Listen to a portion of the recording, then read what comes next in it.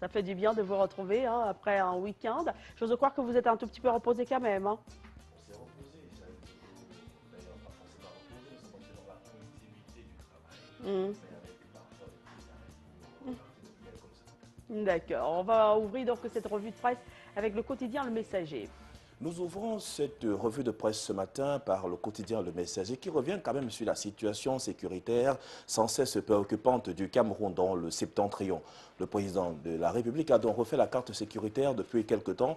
La région de l'extrême nord Cameroun, notamment le Grand Septentrion, a désormais 4 régions militaires avec plusieurs autres unités qui ont été créées, bien sûr, avec à leur tête des jeunes officiers qui ont été nommés là-bas par le président de la République. Une véritable riposte qui doit être engagée contre Boko Haram. L'objectif, bien sûr, de cette modification, de ce renforcement du dispositif sécuritaire dans la région de l'extrême nord, notamment où sévit la secte Boko Haram.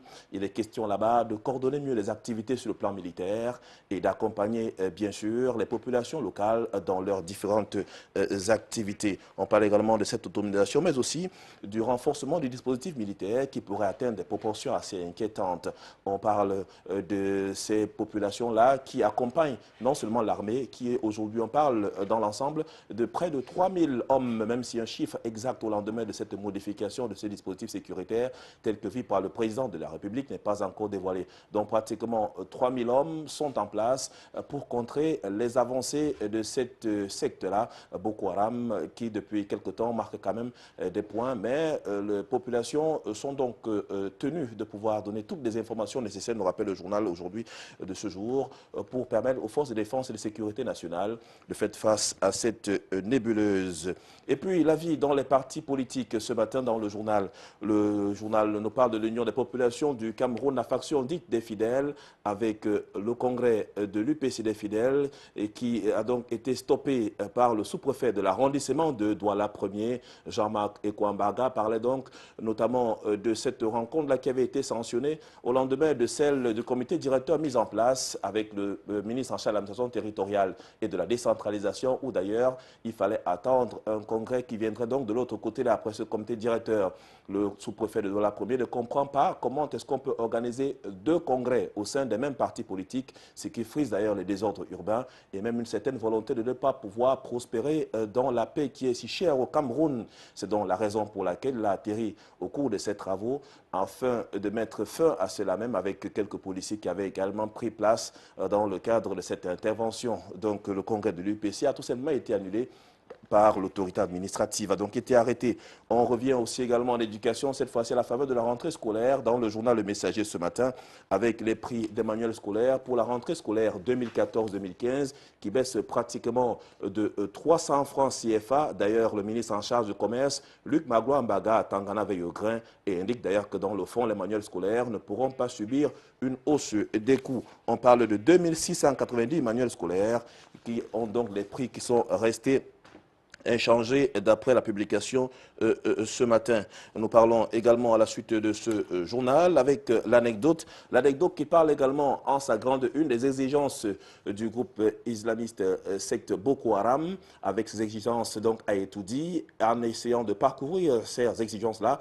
L'anecdote nous renseigne quand même sur cette volonté même des populations de cette localité, voire de ce groupe qui pense qu'au sein du gouvernement de la République, il y a une élite qui est au pouvoir depuis plus de 50 ans, il ne s'est pas préoccupé, et bien sûr, du développement local, et bien sûr, même de cette jeunesse qui n'a véritablement eu de repères depuis plus de 50 ans. Ils ont donc décidé d'écrire au président de la République, au chef de l'État, pour lui demander de limoger quelques élites là-bas qui sont proches de Amadou Ali et même de Kavaye Djibril. Même si les noms de ces personnalités-là ne sont pas relayés ce matin dans le journal, on nous fait quand même comprendre que cela fait partie de cette volonté même des personnes qui sèment ainsi la terreur dans la région de l'extrême nord Cameroun.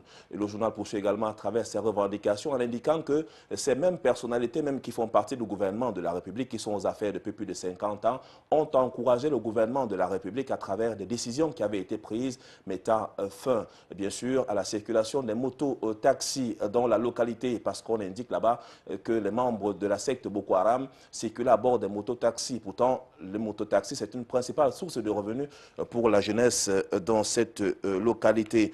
Et puis, puis nous aurons aussi l'occasion également de lire une arnaque des cadres de la CONAC qui échoue à la société camerounaise de recouvrement des créances donc de la CONAC, une arnaque, pense donc le journal ce matin dans les doutes, avec bien sûr quelques points saillants sur les faits qui sont relayés ce matin par ce journal, que nous aurons bien sûr l'occasion de lire dans cette publication ce matin, même si le journal nous rappelle quand même les chiffres dans la région de l'extrême nord. Lorsqu'on parle également du taux d'alphabétisation, on a pratiquement 23%, avec un taux de chômage des jeunes qui avoisine, lui, les 63%. Il indique donc qu'il y a quelque chose à faire avec un taux de chômage élevé, très fort, avec plus de 2000 jeunes qui sont portés disparus dans cette région depuis le mois de février dernier, date à laquelle les exactions commises par Boko Haram ont quand même eu des répercussions assez négatives sur le plan économique et même sur le plan social de cette localité, nous rappelle le journal. Nous poursuivons avec le journal Alerte ce matin qui croit savoir quand même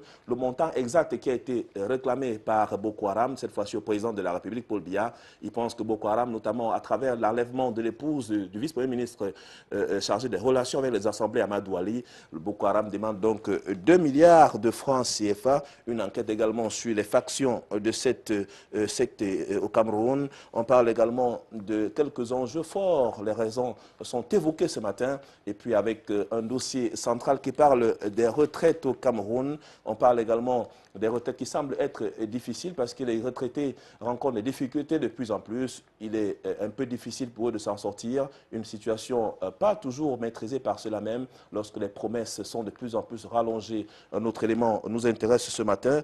C'est toujours dans ces publications, on parle de la stigmatisation. On parle de ces personnalités-là qui sont relayées ce matin dans le journal avec des accusations fortes portées même. Les raisons pour lesquelles nous observons depuis quelque temps quand même cette avancée de cette secte islamiste-là qui voudrait dire qu'au-delà des revendications qui sont formelles, il y a quand même quelques personnalités qui sont engagées d'une manière comme une autre dans cette lutte pour les revendications avec leurs faits historiques qui sont relayés ce matin et leur passage au sein du gouvernement de la République. Ce qu'ils ont pu faire, c'est qu'ils ont été amenés à faire dans l'accompagnement même du gouvernement qui avait depuis quelque temps pris de grosses décisions pour l'accompagnement même de cette localité-là à travers le plan d'urgence qui a été mis en place par le président de la République.